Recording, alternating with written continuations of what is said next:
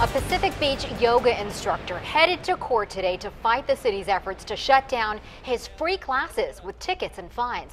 It's a story we first brought you back in August. 10 News reporter Dan Haggerty spoke to the yogi about what happened today in court and what's next for his class. Well, the tickets could cost him anywhere between $500 and $800, but that's not what he's worried about. If he has to pay those tickets, he would also have to stop his yoga class that fills this park every weekend.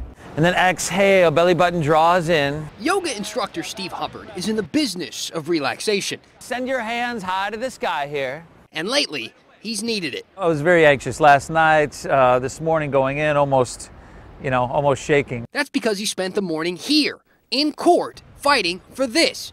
A donation-based, essentially free weekend yoga class in a city park at the end of Law Street in Pacific Beach.